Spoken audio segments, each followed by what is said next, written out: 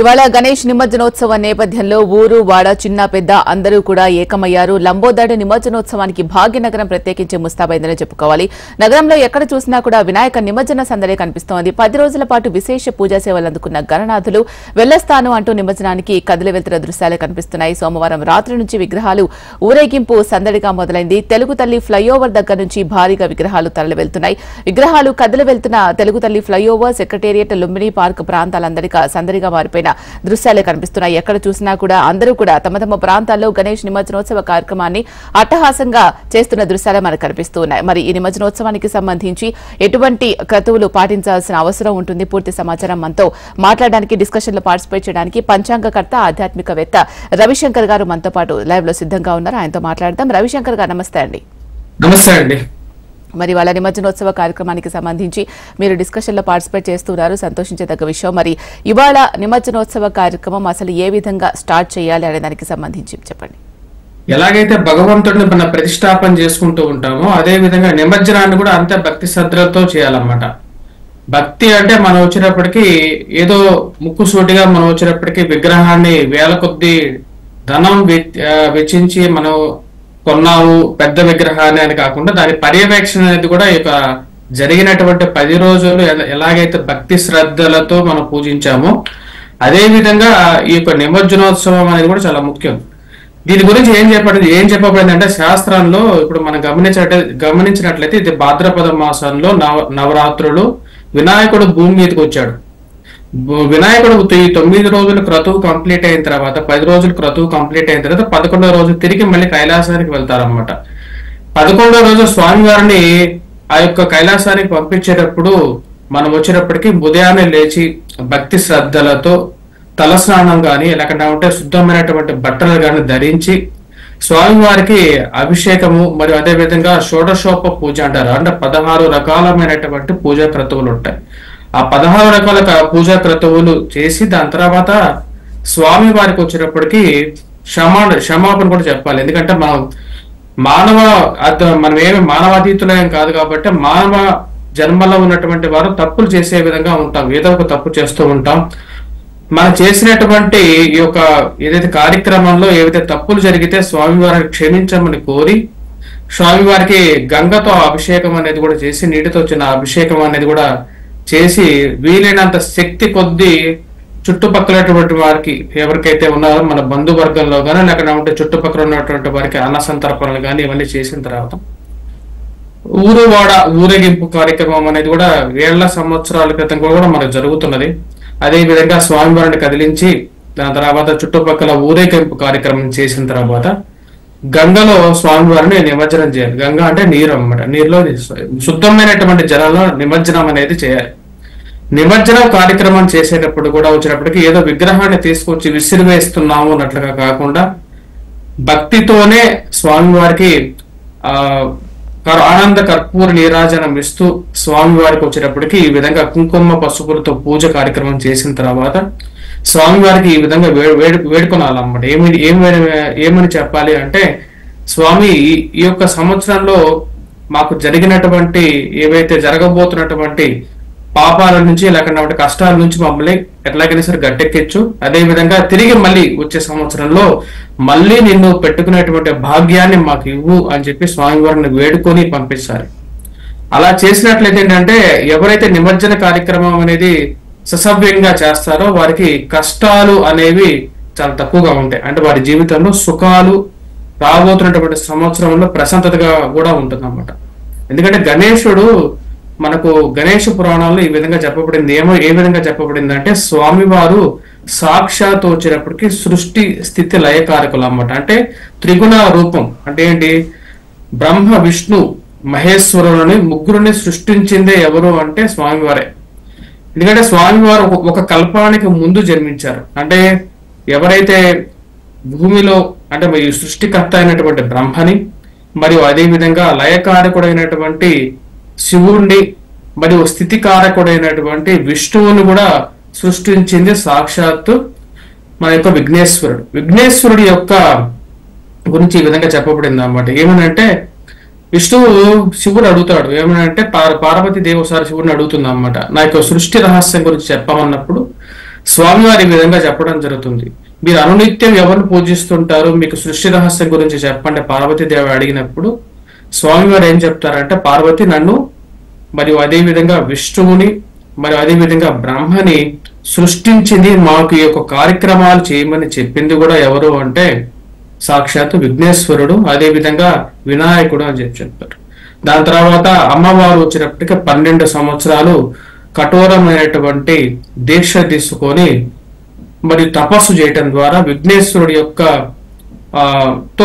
విఘ్నేశ్వరుడు ప్రత్యక్షం అవ్వటం, అమ్మవారికి వరాన్ని ఇవ్వటం అనేది జరుగుతుంది. వరంలో వచ్చినప్పుడు అమ్మవారు అప్పుడు కోరుకుంటారన్నమాట, ఏంటంటే అనునిత్యం నువ్వు నాతోనే ఉండాలి. ఎందుకంటే స్వామివారిని చూడగానే అమ్మవారు వచ్చినప్పటికీ ఆ యొక్క దివ్య మంగళ స్వరూపాన్ని చూసిన తర్వాత అమ్మవారు సమ్మోహన రూపంలో సమ్మోహన భరితురాలి ఈ విధంగా అడుగుతుంది, స్వామి నిన్ను ఒక్కసారి చూస్తేనే మేము ఎంతో ఆనందంగా ఉంది, అదే నువ్వు జీవితాంతం నాతో పాటే ఉండాలి అని చెప్పి ఒక కోరిక కోరుకుంటారు అమ్మవారు. అప్పుడు స్వామివారు వచ్చినప్పటికీ తదాస్తు నేను నీకు పుత్రుడిగా జన్మిస్తానని చెప్పి చెప్పడం జరుగుతుంది. ఆ విధంగా వచ్చినప్పటికీ మనకు తర్వాత కథ చాలా మందికి తెలియదు అన్నమాట, ఈ కథ అంటే వృత్తాంతం తెలియదు. దాని తర్వాత స్వామివారు అమ్మవారికి ఇప్పుడు మనం గమనించినట్లయితే పార్వతీదేవికి ఇద్దరు కుమారుల్లో వచ్చేటప్పటికి శరీరం ద్వారా వచ్చినటువంటి వారిలో గణపతి అన్నమాట. గణపతి వచ్చినప్పటికి శరీరం ద్వారా అమ్మవారి శరీరం ద్వారా తీసినటువంటి పసుపుతో ముద్ద చేసి దాని ద్వారా వచ్చారు. దాని ద్వారా రావటం వల్ల స్వామివారే వచ్చినప్పటికీ శరీరం ద్వారా ఆ యొక్క ప్రేమతో కూడుకున్నటువంటి అమ్మవారికి మరియు అదే విధంగా గణపతికి ఉన్నటువంటి ఎఫెక్షన్ అది అలా ఆ విధంగా ఉంది అక్కడ. ఇప్పుడు మనం చూసినట్లయితే ఇప్పుడు గణపతి నిమజ్జనం కార్యక్రమం ఏదైతే జరుగుతుందో ఈ రోజుల్లో చాలా మంది ఎన్నో విధాలుగా కూడా ఈ యొక్క గణపతి నిమజ్జన కార్యక్రమం చేస్తూ ఉంటారు. వాటిలో ముఖ్యమైనది వచ్చినప్పటికీ ఈ చివరి రోజు చేస్తున్నటువంటి కార్యక్రమాల్లో ఎంతో మంది ఈ రోజుల్లో పర్యావరణ సహేతుకంగా కూడా చాలా మంది మట్టి విగ్రహాలను కూడా ప్రోత్సహిస్తున్నారు. అది చాలా మంచిది. ఆ విధంగా ప్రోత్సహించడం ద్వారా వచ్చినప్పటికీ పర్యావరణానికి కూడా ఎంతో మంచి జరుగుతుంది. మరియు అదే విధంగా ఇంట్లో కూడా నిమజ్జన కార్యక్రమం చేస్తున్నారు. ఇంట్లో నిమజ్జన కార్యక్రమం చేసినా సరే అది ఎటువంటి తప్పు లేదు, కాకపోతే ఆ వాడేటువంటి నీరు అనేది శుద్ధంగా ఉండాలి, ఎంతో మంచి నీరు అయి ఉండాలి. అదేవిధంగా నిమజ్జన కార్యక్రమం జరిగిన తర్వాత దాన్ని ఆ యొక్క నీరుని ఒక మంచి చోట దాన్ని ఉంచాలన్నమాట. అంతేగాని ఎక్కడంటే అక్కడ ఆ నీరుని పడేయటం అనేది అంత ఆ ఇంటికి మంచిది కాదు. ఎందుకంటే 10 రోజులు పూజ చేసిన తర్వాత 11వ రోజు కార్యక్రమాన్ని కూడా ఎంతో మంచి కార్యక్రమంగానే అందరూ చేయాలి, ఆ యొక్క సాంప్రదాయాన్ని కొనసాగించాలి. రవిశంకర్ గారు, జనరల్ గా పూజా కార్యక్రమాలు స్టార్ట్ చేసేటప్పుడు వినాయక చవితికి ఒక ముహూర్తం ఏర్పాటు చేసుకుని అప్పుడు ప్రాణప్రతిష్ఠ చేసి పూజా కార్యక్రమాలు మనం చేసుకుంటూ ఉంటాం. అదే విధంగా నిమజ్జనోత్సవానికి సంబంధించి కూడా ప్రత్యేకించి ముహూర్తం ఉంటుందా? నిమజ్జనానికి కూడా అంటే ఎప్పుడైనా సరే మనకు ముహూర్త బలం మీద వచ్చేటప్పటికి ఈ యొక్క ప్రపంచమే నడుస్తుంటది. అంటే మన ఒక దినాల్లో చేసేటప్పటికి కొన్ని కార్యాలు సఫలం జరగటం, కొన్ని కార్యాలు విఫలంగా కూడా మారుతూ ఉంటాయి అన్నమాట. నిమజ్జనానికి కూడా ఒక ముహూర్తం అనేది ఉంటుంది. ముఖ్యంగా మనం గమనించినట్లయితే ఇప్పుడు గడిచినటువంటి ఏదైతే కార్యక్రమం జరుగుతున్నదో నిమజ్జన కార్యక్రమం జరుగుతుందో ఈ రోజు మనం గమనించినట్లయితే సాయంకాలం పూట వరకు కూడా మంచి, అంటే ముఖ్యంగా నిమజ్జనం అనేది సూర్యాస్తమయం ముందే ముగించుకుంటే చాలా మంచిది. 11:00 నుంచి 12:00 వరకు కూడా అభిజిత్ లగ్నం అనేది కూడా ఉంది. అభిజిత్ లగ్నం ముహూర్తంలో కూడా వినాయక నిమజ్జనం అనేది చేసుకోవచ్చు. వాటితో పాటు ఇంకా ఉదయకాల ముహూర్తం అదే ఏదైతే ఎర్లీ అవర్స్ లో కూడా చేసుకోవచ్చు. కానీ ఇన్ని వేల విగ్రహాల్లో నిమజ్జనం జరిగేటప్పుడు ఆ యొక్క ముహూర్త సమయానికే వెళ్ళి చేయటం అనేది జనరల్ గా పాసిబుల్ కాదు. మిగతా సమయంలో ఎవరైనా చేయాలనుకున్నప్పుడు ఆ లగ్న బలాన్ని చూసుకున్న తర్వాత చేసుకుంటే అంటే ఒక కార్యక్రమం అనేది సాఫీగా జరుగుతూ ఉంటుంది అన్నమాట. మధ్యలో ఆటంకాలు లేకుండా కూడా జరగాలి కదా. ఇప్పుడు ఆ ఆటంకాలు మనం చూస్తుంటే కొంతమంది విగ్రహాన్ని తీసుకెళ్లిపోయి ఆ విగ్రహం కింద పడిపోవటం లేకుండా ఉంటే ఏదైనా జరగరానటువంటి విషయాలు జరుగుతూ ఉంటాయి. వీటన్నిటికీ కారణం ఏంటంటే ఆ విషయాల్లో వారు బయలుదేరినటువంటి ముహూర్తము అది సంపూర్ణంగా జరగకుండా మధ్యలో ఒక ఆటంకం కలగటానికి కారణం ఏమిటి అంటే ముహూర్తం లేకపోవటమే, ఆ లగ్నం లేకపోవటం వల్ల ఇలా జరుగుతూ ఉంటుంది అన్నమాట. విఘ్నేశ్వరుడు ఈ యొక్క సృష్టికర్త అన్నమాట. మొత్తం మనకు 16 రకాలుగా ఈ యొక్క విఘ్నేశ్వరుడు మన యొక్క ప్రపంచంలో కనపడుతూ ఉంటాడు. దీన్ని చాలా విధాలుగా కూడా మనం చెప్తూ ఉంటాం. మనం చూసి సుముఖచ్చేక దంతచ్చ కపిలోక గజకర్ణ లంబోదరచ్చ వికట విఘ్నరాజు గణాధిప వినాయక అని చెప్తూ ఉంటాం. ధ్రుమక్రేతు రూపంలో, గణాధ్యక్ష రూపంలో, ఫాలచంద్ర రూపంలో, గజానన రూపంలో, వక్రతుండ రూపంలో, శూర్పకర్ణ రూపంలో, హేరంబ రూపంలో, అదేవిధంగా స్కంద పూర్వజుడి రూపంలో 16 రూపాల్లోనే వినాయకుడు ఈ యొక్క సృష్టి మీద, ఈ యొక్క సృష్టిలో ఉన్నాడని చెప్పి శాస్త్రం చెప్పింది. మనకు మిగతా రకాలైనటువంటి విగ్రహాలు ఎవరైతే ప్రతిష్ఠిస్తున్నారో అవి వచ్చినప్పటికీ అవి వేరే విధంగా, అంటే మనం ఈ మధ్య కాలంలో చూస్తున్నాం స్పైడర్ మ్యాన్ గాను, మరి బాహుబలి వినాయకుడు గాను అలా చేయటం వల్ల ఏమవుతుందంటే మన యొక్క పిల్లలకి అది వేరే విధంగా కూడా తీసుకెళ్తాం. అంటే వారికి చిన్న పిల్లలు అలాగే వినాయకుడు ఉంటాడేమో అనుకునే తప్పు కూడా జరుగుతుంది. ఆ విషయాన్ని కూడా కొంతమంది గమనిస్తాం, మంచిది. ఓకే, రవిశంకర్ గారు, జనరల్ గా పూజా కార్యక్రమాలు చేసేటప్పుడు అసలు వినాయక చవితి ఎందుకు జరుపుకుంటాము, వినాయక చవితికి సంబంధించి కథ ఏంటి, అలాగే ఎటువంటి స్తోత్రాలు చేయాలి, ఇవన్నీ కూడా మనం పిల్లలకు చెప్తూ వినాయక చవితిని మనం జరుపుకుంటూ ఉంటాం. అదే విధంగా చాలా మంది, అంటే కొత్త తరానికి అందరికీ కూడా మరి ఇన్ని రోజులు ప్రేమగా ఆప్యాయంగా చూసుకున్న ఒక చంటి పిల్లాన్ని చూసుకున్నట్లుగా చూసుకుంటూ ఉంటాం వినాయక చవితి అంతా కూడా, వినాయక నవరాత్రులన్నీ కూడా. మరి అలా చేసుకున్న వినాయకుని నిమజ్జనం ఎందుకు చేయాలి, చేయకపోతే ఏమవుతుంది, ఇంట్లో ఉంచుకుందామమ్మా అని చాలా మంది అడిగే పిల్లలు కూడా ఉంటారు. మరి వినాయక నిమజ్జనం ఎందుకు చేయాలి అంటే ఏం చెప్తారు? ఇప్పుడు మనం గమనించినట్లయితే ఇప్పుడు సృష్టిలో వచ్చేటప్పటికి మనకు సంవత్సరంలో ఇప్పుడు భాద్రపద మాసం, నెక్స్ట్ ఆశ్వీజ మాసం, దాని తర్వాత కార్తీక మాసం. అంటే ముందుగా వచ్చేటప్పటికి భాద్రపద మాసంలో వినాయకుడు, అంటే కైలాసంలో వచ్చేటప్పటికి మనకు ఆది దంపతులు శివుడు మరియు అదే విధంగా పార్వతీదేవి, దాని తర్వాత మనకు వచ్చేటప్పటికి వారి యొక్క పుత్రుడు అయినటువంటి వినాయకుడు అనమాట. అంటే మనం గమనించినట్లయితే ముందుగా ఈ సృష్టిలో భాద్రపద మాసంలో వచ్చేటప్పటికి సీజనల్ చేంజెస్ నుంచి ఈ యొక్క ప్రపంచాన్ని కాపాడటం కోసం ఆయన భూమి మీదకి రావటం, 9 రోజులు ఆయన యొక్క నవరాత్రులు జరగటం, మరి దాని తర్వాత ఈయన మళ్ళీ కైలాసానికి వెళ్తారు. 9వ రోజు తర్వాత మళ్ళీ కైలాసానికి వెళ్ళటం జరుగుతుంది. 9వ రోజు తర్వాత అక్కడ ఏమవుతుంది, మళ్ళీ ఆశ్వీజ మాసం వస్తుంది. ఆశ్వీజ మాసంలో అమ్మవారు మళ్ళీ భూమి మీదకి వస్తారు. భూమి మీదకి వచ్చిన తర్వాత మళ్ళీ 9 రోజులు ఇదే కార్యక్రమం జరుగుతుంది, అంటే నవరాత్రులు జరుగుతాయి, మళ్ళీ వెళ్తారు. దాని తర్వాత కార్తీక మాసంలో వచ్చేటప్పటికి సాక్షాత్ ఈశ్వరుడు కూడా వచ్చేటప్పటికి భూమి మీదకి వచ్చిన తర్వాత 9 రోజుల కార్యక్రమం, నవరాత్రులు చేసేటువంటి వారు నవరాత్రుల కార్యక్రమం చేసిన తర్వాత మళ్ళీ స్వామివారు మళ్ళీ కైలాసానికి చేరుతూ ఉంటారు అన్నమాట. అంటే ఇదేంటంటే మనల్ని కాపాడటం కోసం భగవంతుడు భూమి మీదకి వస్తున్నాడు. తను ఎప్పుడైతే భూమి మీదకి వస్తాడో తనకు వచ్చేటప్పటికి మనకు షోడశోప పూజలని చేసిన తర్వాత 10 రోజులు మనం ఇంట్లో పూజ చేసుకున్న తర్వాత వచ్చేటప్పటికి స్వామివారు ఈ 10 రోజులు మనల్ని కాపాడడానికి మనకి ఇక్కడికి వస్తున్నారు. 10 రోజులు వచ్చిన తర్వాత మళ్ళీ తిరిగి స్వామివారు తన ఇంటికి తను వెళ్ళాలి. ఇంకో విషయం ఏమిటంటే మనం ఈ యొక్క 10 రోజుల కార్యక్రమంలోనే వచ్చేటప్పటికి నిత్య పూజ చేయటం, అంటే ఇన్ని వేల విగ్రహాల్లో నిత్య పూజ చేసి స్వామివారిని ఉదయం పూట, సాయంకాలం పూట, మధ్యాహ్నం పూట స్వామివారిని పూజించేటువంటి చేయటం అనేది చాలా మందికి అంత ఈజీగా కాదు.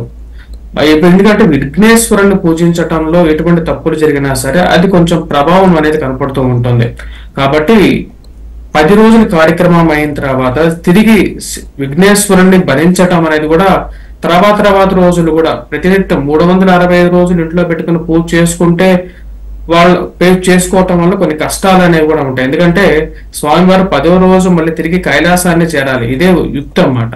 10వ రోజు కైలాసం జరిగిన తర్వాత మళ్ళీ అమ్మవారు మళ్ళీ ఆశ్వీజ మాసంలో మళ్ళీ తిరిగి భూమి మీదకి రావడం, మళ్ళీ ఆ యొక్క నవరాత్రులు కూడా జరగడం అనేది జరుగుతుంది అన్నమాట. రవిశంకర్ గారు, వినాయక నిమజ్జనోత్సవానికి సంబంధించి శోభాయాత్రలో అధిక సంఖ్యలో పాల్గొంటూ ఉంటారు భక్తులందరూ కూడా. వినాయకుడిని దర్శించుకోవడానికి ఎంతమంది వస్తూ ఉంటారో శోభాయాత్రలో కూడా అంతకంటే ఎక్కువగానే శోభాయాత్రలో పాల్గొంటూ ఉంటారు. మరి శోభాయాత్ర అనేది ఏ విధంగా చేయాలి శాస్త్రోక్తంగా? శోభాయాత్ర ఇందాక చెప్పిన విధంగా మీకు వచ్చేటప్పటికి ముందు పూజ కార్యక్రమంతోనే మొదలవుతుంది శోభాయాత్ర. శోభాయాత్రలో వచ్చేటప్పటికి ముఖ్యంగా ఇరువైపులా వచ్చేటప్పటికి వారి యొక్క బంధువర్గంతో కానీ లేకపోతే ఆ చుట్టుపక్కల ఉన్నటువంటి వారు కానీ ఆనంద నృత్యాలతో ఈ యొక్క కార్యక్రమం అనేది జరపాలి. స్వామివారిని పురవీధుల్లో ఎక్కడైతే వారి చుట్టుపక్కల ఉన్నటువంటి ఏరియాలో మొత్తం ఊరేగింపు చేయటం, వచ్చినటువంటి వారందరికీ వచ్చినప్పటికీ తీర్థ ప్రసాదాలు చేయటం, భజన కార్యక్రమాలు చేయటం, దాని తర్వాత స్వామి యొక్క గుణాలను కీర్తించటం అనేది చేయాలన్నమాట. వినాయకుడి గురించి మనం చాలా తెలుసుకోవాల్సినటువంటి ముఖ్యమైన కార్యక్రమాలు కొన్ని ఉన్నాయి. ఎందుకంటే మనం స్వామివారు వచ్చేటప్పటికి మనకు స్వామివారిని చూస్తేనే చాలా విశేషాలు తెలుస్తూ ఉంటాయి. స్వామివారి యొక్క శిరస్సు భాగం వచ్చేటప్పటికి చాలా పెద్దదిగా ఉంటుంది. పెద్ద తల అనేది ఎప్పుడైనా సరే నాలెడ్జ్కి ప్రతిరూపంగా ఉంటూ ఉంటుంది అనమాట. అంటే ఈ యొక్క విషయాలు జనాలందరికీ కూడా వాళ్ళకి తెలియాలి. ఎందుకంటే ఈ రోజుల్లో సొసైటీలో ఎలా ఉంది, వినాయకుడి నుంచి అసలు మనం ఏం తెలుసుకోవాలి అంటే ముందుగా శిరస్సు భాగంలో వచ్చేటప్పటికి స్వామివారి యొక్క జ్ఞానానికి ప్రతిరూపంగా చెప్పవచ్చు. Face is the index of brain అంటారు. అంటే మనకు ఫస్ట్ మనిషి చూసేది మొహాన్ని చూస్తారు. స్వామివారు ఎప్పుడైనా సరే ధ్యాన ముద్రలో ఉంటారు. మరియు అదే విధంగా వచ్చినప్పటికీ అభయహస్తంతో ఉంటారు. ఆ స్వామివారు ఒక చేతిలో అభయహస్తంతో ఉంటారు అన్నమాట. అంటే ఏదైనా సరే ఒక ప్రాబ్లంతో స్వామివారి దగ్గరికి వెళ్తే, మనం ఎక్కడైనా ఒక ఆఫీసర్ దగ్గరికి కానీ, ఒక ఆఫీసులో పనిచేస్తున్నప్పుడు, మన యొక్క హైయర్ ఆఫీసర్స్ దగ్గరికి కానీ వెళ్ళినప్పుడు వారి దగ్గర నుంచి మనం ఏం ఎక్స్పెక్ట్ చేస్తామంటే అభయాన్ని కోరుకుంటాం. అంటే ఏంటి, నీకేం కాదు నేను చూసుకుంటాను అని చెప్పేటువంటి ఒక గుణాన్ని కోరుకుంటాం. అదే విధంగా శిరస్సు భాగం వచ్చినప్పటికీ ప్రశాంతతను చూపిస్తూ ఉంటారు. మరియు అదే విధంగా రెండో హస్తంలో మనం గమనించినట్లయితే దండం ఉంటుంది అన్నమాట. అంటే ఎవరైతే తప్పులు చేస్తారో వారిని శిక్షిస్తాను అని చెప్పి స్వామివారు చెప్తూ ఉంటారు. మరి ఇంకొక హస్తంలో మనం చూసినట్లయితే గొడ్డలి ఉంటుంది. గొడ్డలి ఏం చెప్తుంది అంటే ప్రతి మనిషి యొక్క భూమిలో వచ్చేటప్పటికి ఇంకో మనిషితో రుణాల బంధంతో ఉంటాడన్నమాట. అంటే మనం వేరే వారితో మన పిల్లలకి కానీ లేకపోతే మన తల్లిదండ్రులకు కానీ వారికి సేవ చేస్తూ ఉంటాం. ఆ సేవ ఎందుకు చేస్తామంటే మన పూర్వజన్మలో వారికి ఏదో మిగిలిపోయినటువంటి రుణం అనేది ఉంటుంది. ఆ రుణం తీర్చుకోవటం కోసం మనం ఈ యొక్క జన్మలో వారికి ఈ విధంగా బాండ్ అయి ఉంటాం అన్నమాట. ఆ రుణబంధం ఎప్పుడు తీరుతుంది అంటే మనకు మధ్యలో ఉన్నటువంటి ఈ యొక్క సంబంధం ఎప్పుడైతే తెగిపోతుందో, అంటే మనకు మరణావస్థలోనే తెగుతుంది. ఆ యొక్క రుణబంధాన్ని తెంచగలిగటానికి ఆ యొక్క గొడ్డలి ఒక మంచి ఇదిగా ఉంటుంది అన్నమాట. అదే విధంగా ఇంకొక హస్తంలో మనం చూసినట్లయితే లడ్డు ఉంటుంది. లడ్డు ఏంటంటే ఎప్పుడైతే మనకు ఒక ఆఫీసర్ దగ్గరికి వెళ్తామో ఆయన నుంచి అభయాన్ని కోరుకోం, ఆయన దగ్గర నుంచి మనం వరం కూడా కోరుకుంటాం అన్నమాట. ఏంటి, ఏదైనా సరే ఒక ప్రాబ్లం ఉన్నప్పుడు ఆ ప్రాబ్లంకి ఒక సొల్యూషన్, మరి అదే విధంగా ఒక మంచి గిఫ్ట్ కూడా కోరుకుంటాం. అది మన హైయర్ అఫీషియల్స్ నుంచి కూడా మనం అదే కోరుకుంటూ ఉంటాం. వీటన్నిటితో పాటు ఆయన యొక్క ఉదరం చూసినట్టయితే చాలా పెద్ద కడుపు. ఎప్పుడైనా సరే ఏంటంటే మనం సొసైటీలో ఎలా ఉండాలంటే, మనం వచ్చే దారులు ఎంతో మందిని చూస్తూ ఉంటాం. మనం ప్రయాణం చేసే బస్సులో కానీ లేకపోతే మన ఆఫీసెస్ లో కానీ చూస్తూ ఉంటాం. వీరందరూ వచ్చేటప్పటికి మనల్ని ఏదో విధంగా కించపరచచ్చు. కాకపోతే మనం ఎటువంటి విషయాలైనా సరే మనస్ఫూర్తిగా తీసుకొని ప్రతి ఒక్కదాన్ని మనలో పెట్టుకోవాలి. అంటే ఏదైనా సరే అరిగించుకునే శక్తి అన్నమాట. అరిగించుకోవటం అంటే ఓన్లీ భోజనానికి సంబంధించిందే కాదు. ఇక్కడ వచ్చేటప్పటికి ప్రతి ఒక్క విషయాన్ని మనలో లోపలికి తీసుకొని దాని యొక్క విషయాన్ని మనం ఆలోచించి ఆ శిరస్సు ద్వారా మనం చెప్పాలన్నమాట. మనం ఇంకో విషయాన్ని గమనించినట్లయితే స్వామివారికి తొండం స్ట్రైట్ గా ఉండదు, వక్రతొండం ఉంటుంది. వక్రతొండం ఎప్పుడైనా సరే సెలెక్టివ్ ఐడెంటిఫికేషన్ అంటారన్నమాట. అంటే 10 వస్తువులు ఉన్నా సరే 10 వస్తువుల్లో ఒక వస్తువునే తీసుకుంటూ ఉంటుంది ఈ యొక్క వక్రతుండం. అంటే 10 లడ్డూలు పెట్టినా సరే దానికి కావాల్సినటువంటి సెలెక్టివ్ చూసింగ్ అన్నమాట. అంటే డెసిషన్ మేకింగ్ అనేది చాలా ఇంపార్టెంట్. ఈ రోజుల్లో మనకు ఎన్నో అవకాశాలు అనేది రావచ్చు, కానీ ఎవరితో మనం ప్రయాణం చేస్తున్నాం, ఎవరితో మనం ఉంటున్నాం, ఇది తెలియక చాలా మంది ఈ రోజుల్లో సొసైటీలో చాలా కన్ఫ్యూజివ్ మైండ్ తో కూడా ఉన్నారు. వారందరికీ కూడా ఇది వినాయకుడిని చూసినప్పుడు ఏదో వెళ్తాము, ప్రసాదం తీసుకుంటాము, నిమజ్జనం చేస్తాం అనేది కాకుండా వినాయకుడు అసలు ఏం చెప్తున్నాడు, తన యొక్క యుక్తి ఏంటి, తన గురించి మనం ఏం తెలుసుకోవాలి అనే విషయాన్ని మనం అందరం కూడా గ్రహించాలి. ఎందుకంటే వినాయకుడు మనకు ప్రతి ఒక్క హైందవ ధర్మంలోనే, సనాతన ధర్మంలోనే ఎన్నో మంచి విషయాలు అనేవి ఉన్నాయి. పురాణ శ్రవణం అనేది జరగాలి. ప్రతి ఒక్క గణేష్ ఉత్సవ కమిటీల వారు కూడా వచ్చినప్పటికీ ప్రతి ఒక్క చోట కూడా గణేశుడు వృత్తాంతం అనేది చెప్పాలి ప్రతి ఒక్కరికి వచ్చేటప్పటికి. ఎందుకంటే 10 మందిలోకి వెళ్ళిన తర్వాత వీరికి గణేశుడికి గజానన రూపం అనేది ఒకప్పుడు గజానన రూపం లేదు అని చెప్పి చెప్పగలగాలి. ఎందుకంటే ఒకప్పుడు గణేశుడు కూడా అందంగా ఉండాలి. ఎందుకంటే పార్వతీదేవి ఎప్పుడు తన కొడుకుకి ఏనుగు తల కావాలని చెప్పి ఎప్పుడు కోరుకోలేదు. తన కొడుకు ఎప్పుడైనా సరే తల్లి అందంగా ఉండాలనే కోరుకుంటుంది. మనం అదే విధంగా చూసినట్లయితే గణేశుడి వృత్తాంతంలో గణేశుడి యొక్క శిరస్సు ఎప్పుడైతే శివుడు ఖండిస్తాడో అప్పుడు గణేశుడు తల్లికి తండ్రికి మధ్యలో ఉన్నప్పుడు తల్లి వైపే వెళ్ళాడు. ఇది మనం జనరల్ గా సొసైటీలో కూడా చూస్తుంటాం అన్నమాట. తల్లికి తండ్రికి గొడవ అయితే ఎప్పుడైనా సరే కొడుకు గాని పిల్లలు గాని ఎవరైతే తీసుకుంటారంటే తల్లి వైపే తీసుకుంటారు. అటువంటి ప్రేమ అనేది కూడా అక్కడ ఉంది. ఆ విషయాన్ని మనం మర్చిపోకుండా పిల్లలకి చెప్పాలి. అంటే అది ఒక చిన్న పిల్లవాడి యొక్క మనస్తత్వం. అదే విధంగా ఎంత సొసైటీలో వచ్చేటప్పటికి గణేశుడు చాలా కడుపు పెద్దగా ఉండి సరస్సు బాగలేకపోయినా సరే ఇటువంటి సోషల్ డిస్క్రిమినేషన్ అనేది, అంటే గుణం అనేది వేరు. ఆ గుణాలకే అధిపతి అయినటువంటి గణనాథుడు అనమాట.